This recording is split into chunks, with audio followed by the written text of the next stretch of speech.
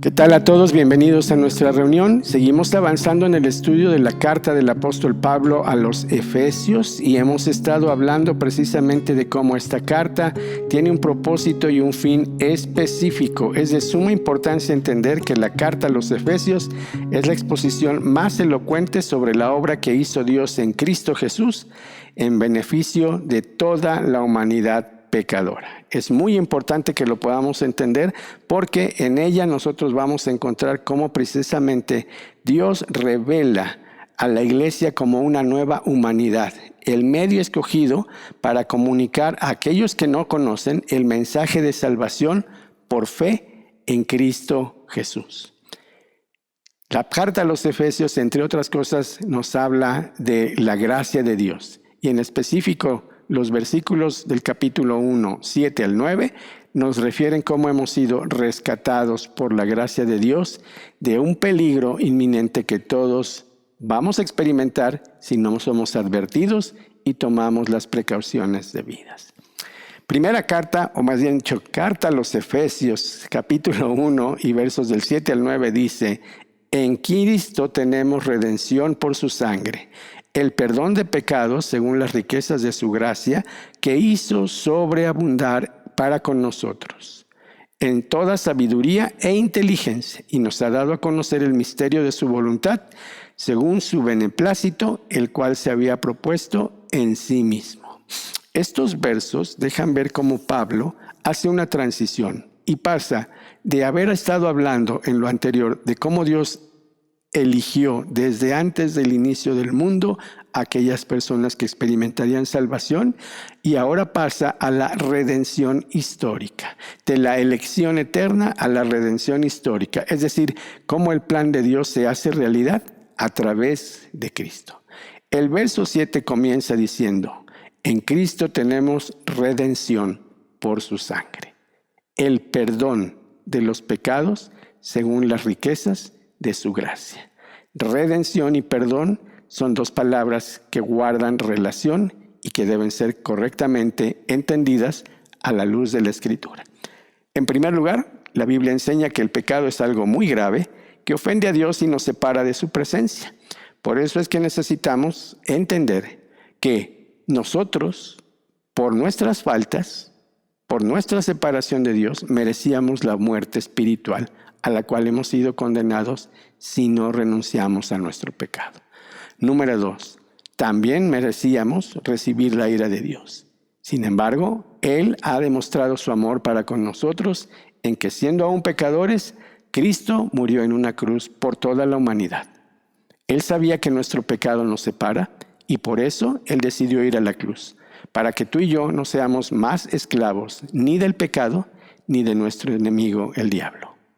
En vista de lo anterior, y dado que no podemos liberarnos a nosotros mismos, es necesario entender la obra redentora de Cristo en nuestras vidas.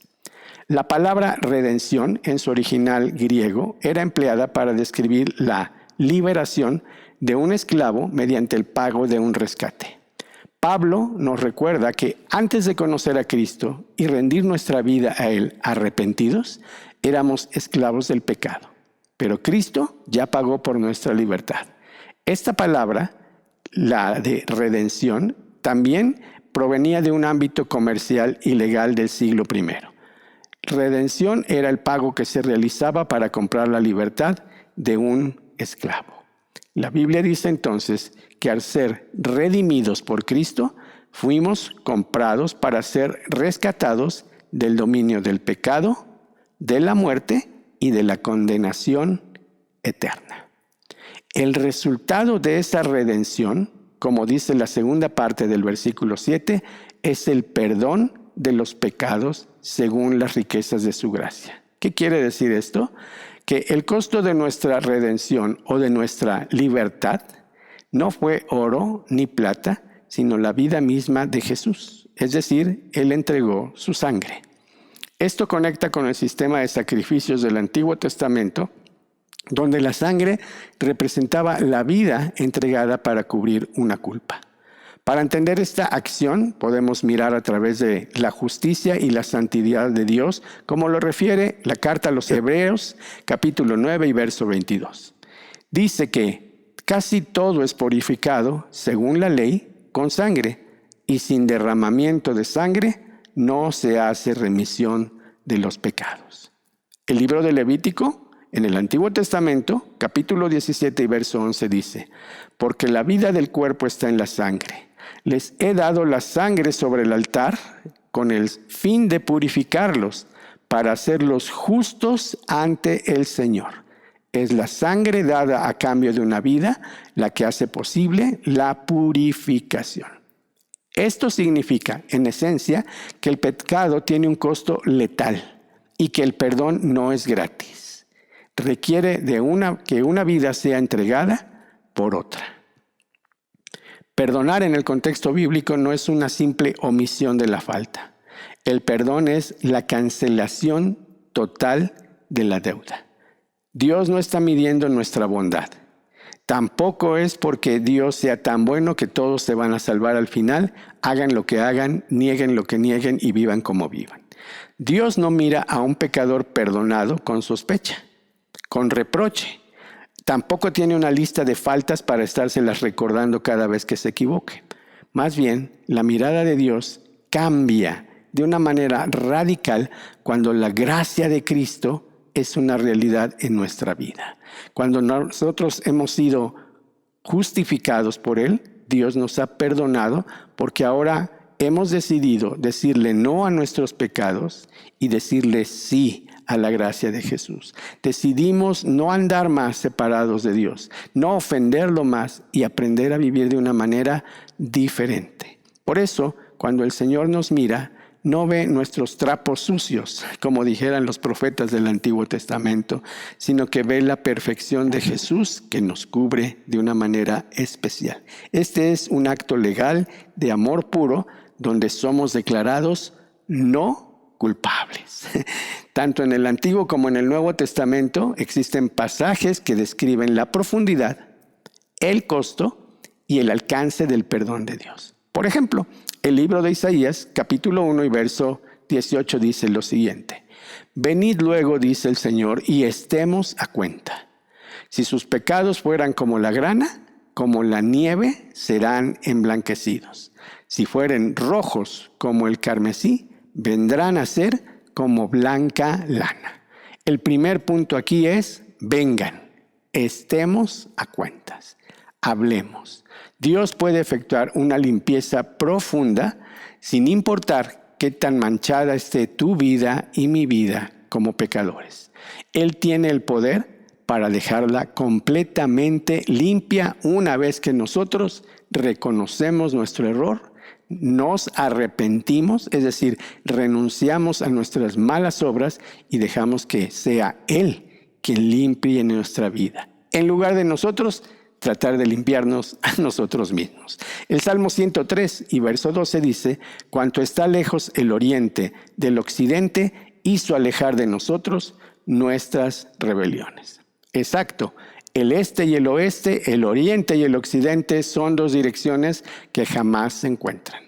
Dios nunca va a estar trayendo ni a su memoria ni a nuestra mente las faltas que hemos cometido. Su perdón efectúa un aniquilamiento de nuestras deudas. Así lo veía también el profeta Miqueas en el Antiguo Testamento. Capítulo 7 y verso 19 dice: Él volverá a tener misericordia de nosotros, sepultará nuestras iniquidades y las echará en lo profundo del mar, junto con todos nuestros pecados. Esto es fabuloso. Tú y yo tenemos problemas en el área del perdón. No solamente que no pedimos el perdón a nuestro Creador por las ofensas que le hemos hecho, sino que muchas veces nos cuesta trabajo perdonar a otras personas que nos han ofendido. Y no se diga el tema más escabroso y difícil de entender: perdonarnos a veces a nosotros mismos.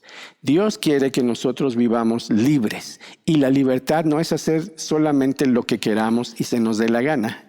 La libertad es aprender a vivir de la manera correcta que te beneficie a ti y a los que rodean tu vida también. Es por eso que en el versículo 8 del capítulo 1 de Efesios, Pablo sigue diciendo: Él hizo sobreabundar para con ustedes todo esto, todas estas bendiciones espirituales, para otorgarles dos cosas súper necesarias para crecer en la fe: sabiduría e inteligencia.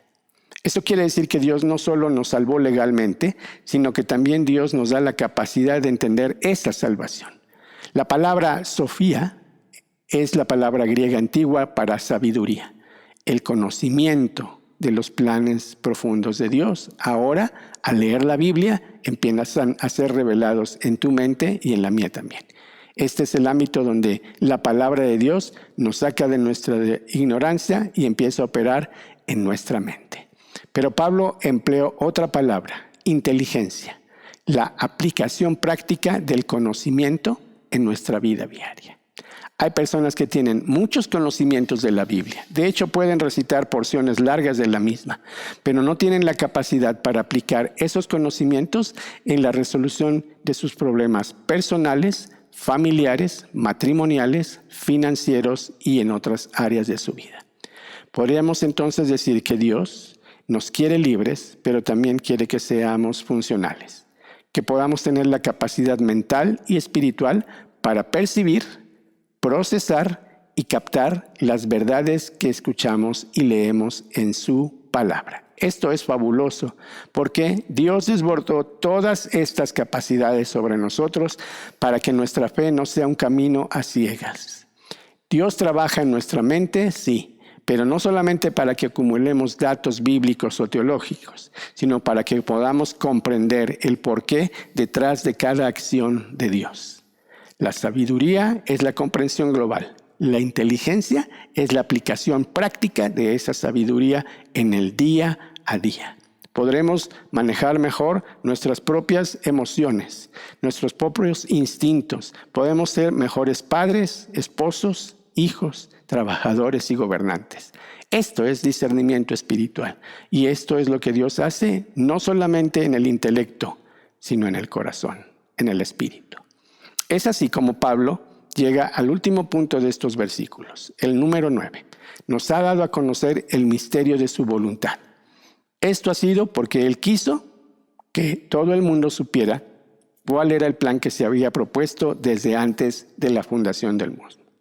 Un día, nosotros podremos reflexionar en todo esto y entender mejor las cosas. Cuando éramos niños, pensábamos como niños, y cuando ya hemos madurado y crecido, podemos entender lo que nuestros padres o abuelos nos dijeron cuando éramos pequeños. Hoy en día, para la mayoría de las personas, un misterio es un enigma. Es así como en las novelas de detectives, que algo que es casi imposible de comprender. Pero en la Biblia, la palabra misterio no es algo imposible de entender, sino algo que estuvo oculto en el pasado, pero que ahora Dios ha decidido revelarlo. ¿Y por qué? Bueno, porque Dios finalmente saca a la luz que su plan, o sea, su voluntad, no era solo beneficiar a un grupo pequeño, Israel, para restaurar toda la creación. Más bien, Él, a través de Cristo, hizo el puente para que todo aquel que invoque el nombre del Señor y se arrepienta de sus pecados, sea salvo. Esto sucedió porque Él así lo quiso. Nació de la voluntad de Dios y su deseo de bendecirnos. Durante siglos los profetas y el pueblo de Israel veían el plan de Dios de forma borrosa. Es así como si miraran a través de un velo. Sabían que vendría un Mesías, sabían que Dios salvaría al mundo, pero no entendían exactamente cómo, cuándo, ni quiénes serían los incluidos en ese proceso. Cuando Jesús llega a este mundo, ese velo se rompió. El misterio ya no es un secreto. El plan de Dios es para toda la humanidad y es importante que todos puedan conocerlo. En resumen, estos versículos, Efesios 1, del 7 al 9, nos aseguran que nuestra salvación es un hecho consumado. Ya se pagó por completo. Y el precio fue la sangre del Cordero de Dios que quita el pecado del mundo. Jesucristo, el Hijo de Dios, el Dios hecho hombre. Él es un regalo generoso, una gracia sobreabundante para tu vida y la mía. El plan de Dios es totalmente inteligente. Algo que antes no se sabía, ahora se revela. La iglesia tiene el propósito de dar a conocer las maravillas y las bendiciones que Dios tiene preparadas para toda la humanidad. Por la gracia de Dios hemos sido perdonados y rescatados mediante la sangre de Cristo. Ahora Dios nos ha llenado a los que hemos creído con sabiduría, con inteligencia, para revelarnos su plan maestro. Unir todas las cosas en Él. El pasado ya ha sido resuelto. Ya fuimos rescatados y perdonados. El presente ya nos ha dejado totalmente equipados. Tenemos de parte de Dios sabiduría e inteligencia espiritual. El futuro está revelado. Dios ya nos quitó el velo. Ya podemos entender y ahora entendemos que el misterio, el gran secreto que estaba guardado es la iglesia, de la cual tú y yo formamos parte, no como un organismo, como una organización, sino como un organismo vivo. Somos todos miembros de un cuerpo que es el cuerpo de Cristo y nuestro propósito es que la gloria de Dios sea manifestada a través de nuestro buen testimonio. Te animo para que puedas reflexionar en todo esto y como siempre puedas aplicarlo en tu vida. El cristianismo no es teórico ni es religión de tradiciones y rituales. Es una vida nueva, distinta y abundante. Te animo para que la vivas y la compartas con quienes no la han conocido. Te esperamos en nuestra siguiente misión. Hasta la próxima.